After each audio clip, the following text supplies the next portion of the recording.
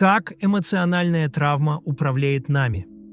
Связь между травматическим опытом и нашей острой реакцией на последующие жизненные события не кажется очевидной. Однако у этой связи есть доказанные нейробиологические основания. Рассмотрим некоторые главы из книги под названием «Травма. Невидимая эпидемия» известного психиатра, доктора медицины Пола Конти, в которой он коротко и доступно рассказывает, как травма захватывает лимбическую систему и искажает воспоминания, и почему прошлое может восприниматься нашим мозгом как настоящее. Часть первая. Лимбическая система. Итак, наши тела составлены из разнообразных систем, выполняющих разные жизненно важные функции. Например, благодаря двигательной системе мы умеем ходить, брать в руки стаканы с водой, дышать и подстраивать размер зрачка под уровень освещенности. Другой пример – эндокринная система. Благодаря ей мы поддерживаем содержание в крови разных гормонов, которые передают сообщения от одной части тела к другой. Сейчас я хочу рассказать об одной из таких систем.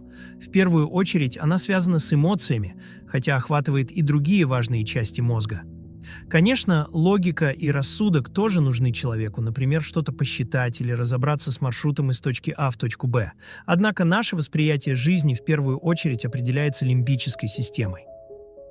Логика значима для нашей жизненной истории, но главную роль в ней все равно играет лимбическая система, а именно радость, гордость, грусть, стыд.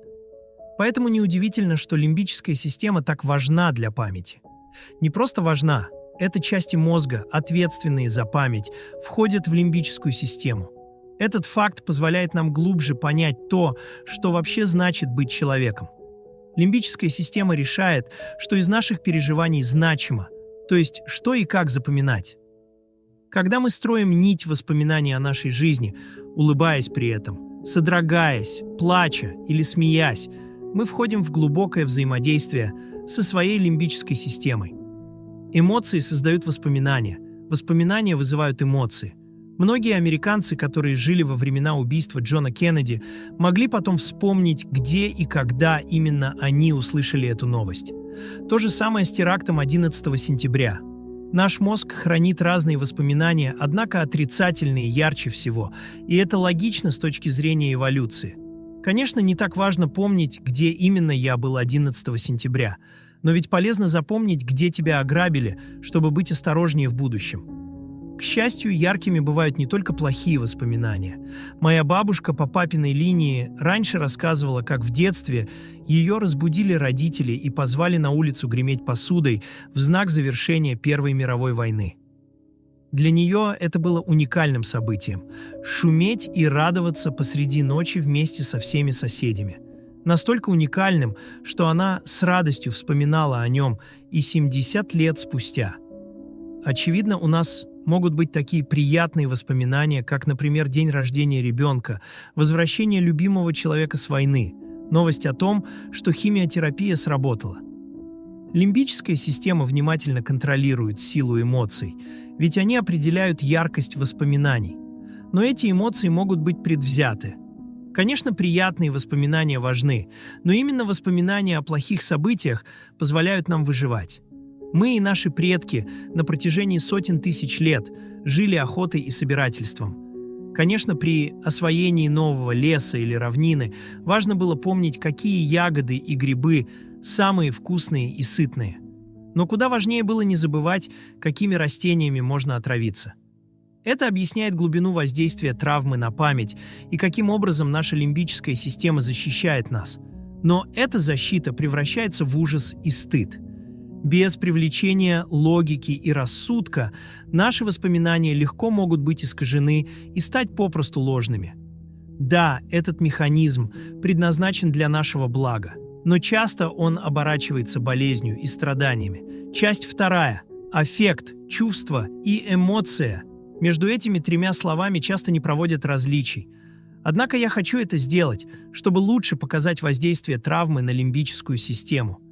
Начнем с аффекта. Под аффектом я понимаю внутреннее переживание, возникающее без нашего сознательного участия. Аффекты появляются автоматически и могут перехватить управление нашими мозгом и телом. Мы можем переживать аффект от позитивных событий. Например, внезапно встретив за углом человека, который нам очень нравится. При этом прилив внезапного счастья определенно окажет положительное влияние на нас. Все, о чем мы думали, наш список покупок в магазине, например, мгновенно вылетает из головы, и нас переполняет радость. Это может длиться пару минут, а может поднять нам настроение сразу на несколько дней. Мозг думает стремительно, потому что мир вокруг движется стремительно. Позитивные аффекты – это замечательная вещь, а вот негативные – совсем другое дело. Негативные аффекты, такие как стыд или страх, проявляются не только на физиологическом уровне. Они заставляют мозг запоминать неприятное событие, причем в основе каждого воспоминания весь фокус внимания направлен на безопасность и выживание. Каждый, кому довелось чувствовать себя неловко в школе, знает, о чем идет речь. Представь, что ты решаешь математический пример перед всем классом. Ты случайно роняешь мел, и пока наклоняешься, твои брюки рвутся. Окружающие тыкают пальцами и смеются. Скорее всего, ты не просто запомнишь это унизительное событие. Ты будешь держаться подальше от этого кабинета или вообще начнешь бояться публичных выступлений. Пример звучит забавно, но только представь, к чему может привести исходный аффект и сопровождающий его стыд и последующие воспоминания. Особенно у ребенка. Ты будешь помнить не то, что правильно решила пример и увидела одобрительный взгляд учителя. Единственное, что останется, это негативные воспоминания и необходимые предпосылки для развития страха публичных выступлений. Далее чувство. Чувство приходит сразу после аффекта. Это способ, которым мы выстраиваем отношение к аффекту. В случае примера, приведенного выше, чувство можно будет описать таким утверждением: «Люди всегда надо мной смеются». Или нечто похожее, как, например, «Я никому не нравлюсь». Эмоция приходит сразу за чувством и вводит в игру отношение к другим людям. Может оказаться, что один из смеющихся детей, раньше он был приятным малым, относится к другой национальности или гендеру, и он из семьи с другим уровнем дохода. В таком случае эмоция может попытаться убедить нас в том, что этот конкретный человек напрямую связан с нашим аффектом стыда и нашими чувствами. Именно так негативные эмоции могут вести к новым предрассудкам или усиливать имеющиеся, сопровождающиеся еще и обвинениями, как, например, «Мама виновата, что заставила меня надеть эти брюки», и другими обобщениями, как, допустим, «Меня Бог наказал». За аффектом идет чувство, за чувством идет эмоция. Эволюция изобрела эту цепную реакцию ради нашего выживания, но сегодня она может приводить к искажениям, которые нам не нужны. Так работает лимбическая система. Стремление к безопасности и выживанию любой ценой заставляют логику, ясный взгляд и точные воспоминания уйти на второй план. Мозг думает стремительно, потому что мир вокруг движется стремительно.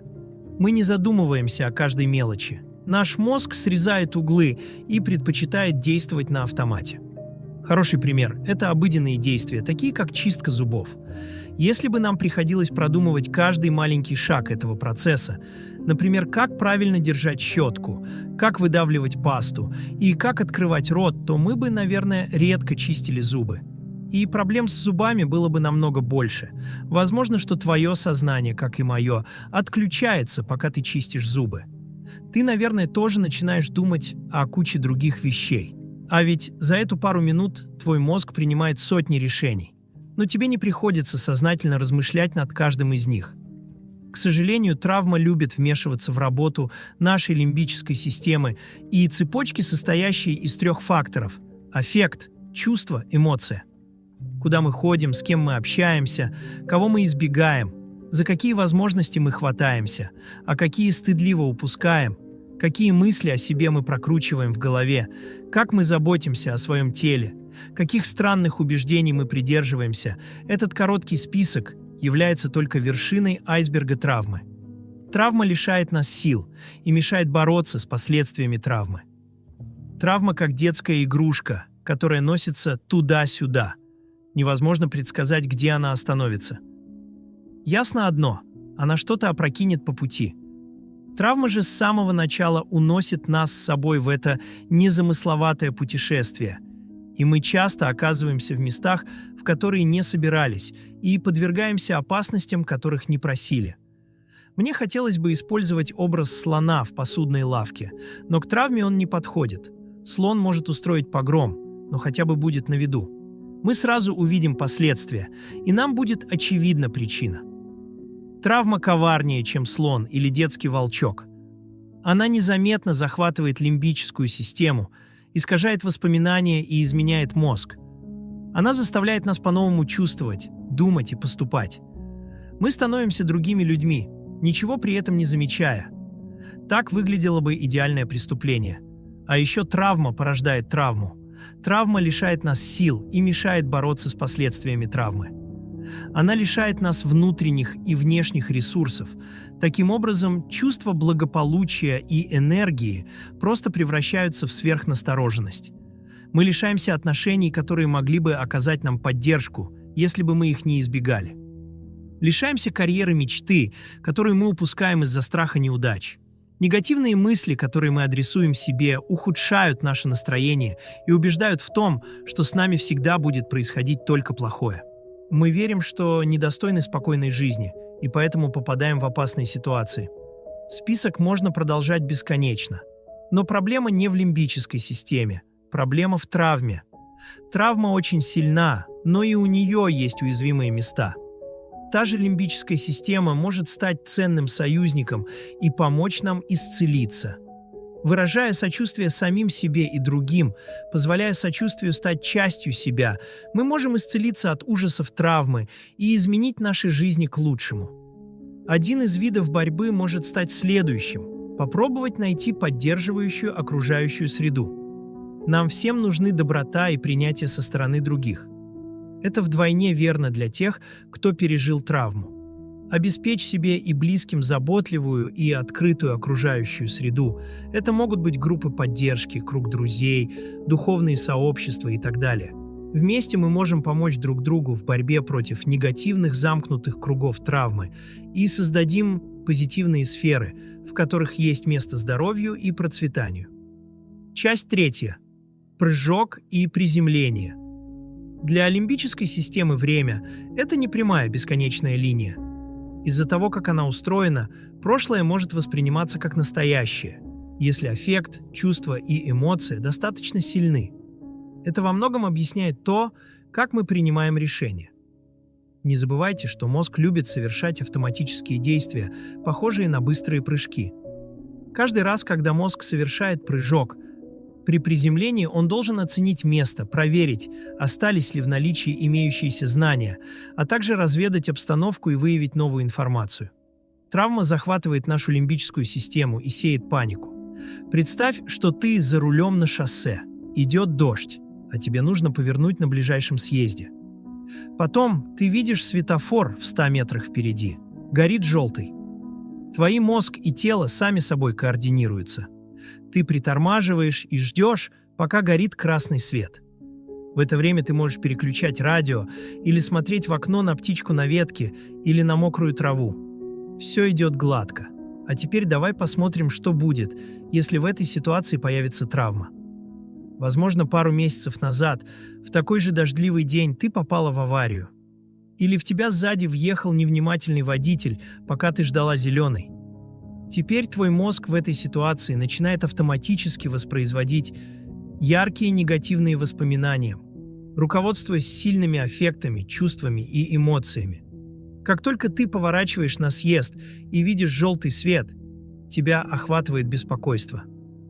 Ты понимаешь, что кое-что загорится красный, и тебе придется стоять и ждать. Твои воспоминания бьют тревогу, ведь они знают, что съезд плюс дождь плюс красный равняется авария. Это провоцирует страх, и ты переживаешь опыт прошлой травмы так, как будто все происходит прямо сейчас. Твое тело напрягается. Навыки, которые ранее были автоматическими, такие как движение рук, глаз и ног, нарушаются, появляется повышенная настороженность. Ты начинаешь беспокойно держаться за руль, часто и без причины проверяешь зеркало заднего вида, что на самом деле лишь увеличивает риск новой аварии. Тебе уже не до птиц на деревьях, а запах дождя только усиливает размытие ощущения времени и сливает воедино прошлое и настоящее. Такой стресс наступает, когда лимбическая система уже решила, что сейчас повторяется прошлое травматическое событие. А в силу того, что лимбическая система ставит выживание и безопасность выше всего, она перестает придавать значение логике, новой поступающей информации и тому, какой сегодня день на календаре. Именно так травма захватывает нашу лимбическую систему и сеет панику. Часть 4. Воспоминания ничего не значат. Сами по себе воспоминания не наполнены никаким смыслом. Дело в том, что отдельные части коры мозга, так называемые ассоциативные области, занимаются соединением опыта и знаний. Только благодаря им появляется смысл. Например, я возвращаюсь с работы и чувствую запах любимого печенья. Мое настроение сразу поднимается, но почему? В этом событии несколько составляющих. Во-первых, сам запах печенья. Во-вторых, моя любовь к печенью. В-третьих, моя надежда на то, что печенье готовили моя жена и дочки, и что они, скорее всего, обязательно угостят меня. А может быть, если повезет, мне достанется несколько штук. Я предвкушаю вкус печенья, и у меня уже слюнки текут. А как же приятно будет запить их стаканом холодного молока. Все это есть результат деятельности ассоциативной области коры головного мозга. Но мое ощущение целостное, в нем нет всех этих частей и элементов.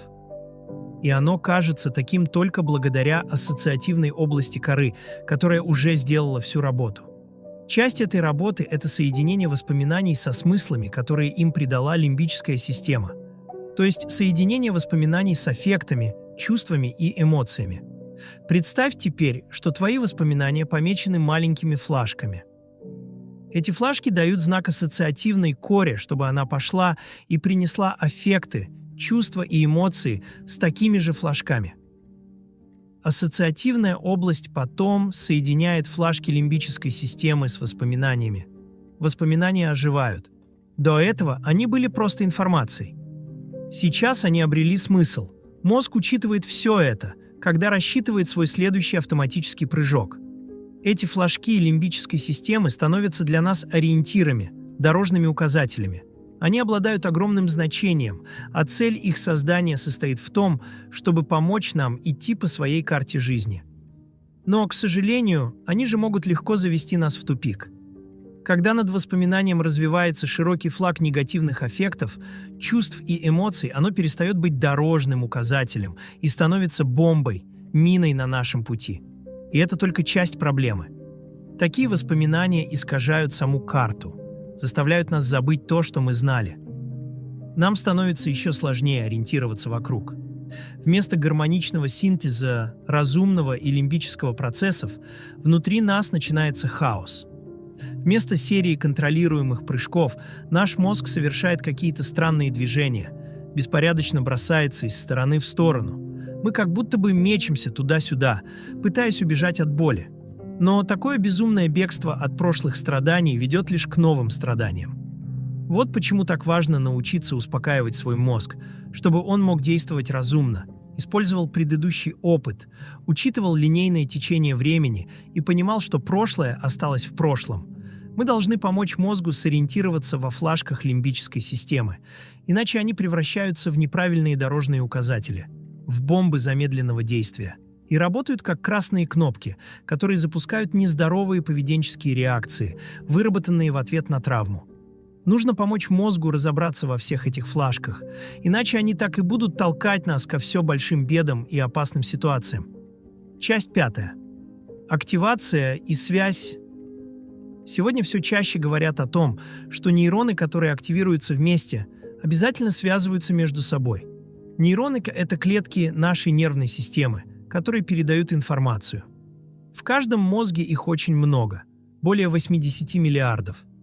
Когда нейронный путь активируется, нейроны в цепочке начинают передавать сигнал от начала цепочки к концу. Определенные молекулы передают информацию между нейронами, у которых есть свои рецепторы, чтобы уловить сигнал и передать его дальше.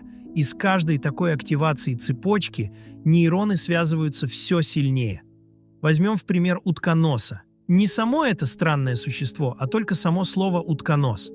Если ты 200 раз скажешь утконос, то ты, скорее всего, вспомнишь о нем снова завтра или сегодня вечером. Если тебе не приходится по работе несколько раз в день говорить об утконосах, то нейронный путь, связанный с этим словом, у тебя очень слаб. И чтобы слово «утконос» засело у тебя в голове на какое-то время, просто продолжай приводить в действие эту нейронную цепь, и нейроны свяжутся. На самом деле так работает любое запоминание своего имени, имен родителей, телефона и адреса, или как завязывать шнурки, а также как открыть книгу. Тот же процесс обрабатывает сложную информацию. И его же задействует травма, когда искажает наш мир и заставляет свои послания надежно закрепиться в нашей психике. Именно так мы запоминаем, что недостаточно хороши, что нас всегда будут обижать, что мир неисправимо жесток, что люди определенного внешнего вида опасны, что всегда все будет становиться только хуже, что все развалится вне зависимости от наших усилий. Цепочки продолжают возбуждаться и усиливаться, так что правильные мысли и здоровые способы поведения уходят на второй план. Я не уверен в том, что ты то, что ты ешь. Скорее, ты то, что ты думаешь. Заключительная 6-я часть. Поговорим о способе борьбы под названием «минуточку». Нейронные цепочки, которые мы постоянно задействуем, сложно побороть. Сложно, но возможно. Вот почему для борьбы с травмой и ее последствиями часто используют прием «минуточку». Всего 1 минута позволяет нам остановиться, подумать и принять осмысленное решение. Иногда нужно просто понять, какие флажки травма прикрепила к нашим воспоминаниям. Например, флажок сигнализирует мозгу, что быть уязвимым рядом с другими людьми всегда опасно. И если мы начнем адекватно воспринимать такие флажки, то мы сможем найти другой путь. Нам будет легче сказать следующее: «Мне делали больно, это правда. Но я знаю, что не заслужил этого. И я могу, оставаясь внимательным, все-таки стать ближе к человеку и при этом не попасть снова в ситуацию, где мне навредят». Это сложно записать на маленьком флажке, но я думаю, что суть вполне ясна. Разумеется, нельзя просто так взять и переключить лимбическую систему. Иногда цепочки послания связаны очень сильно, и необходим долгий труд, чтобы их разорвать. Именно поэтому от старых привычек сложно избавиться. Но эти же процессы помогают нам при желании заводить новые привычки. Например, такие, которые помогут нам излечиться от травмы и защитят от нее в будущем, чтобы мы могли спокойно жить и в полной мере наслаждаться жизнью.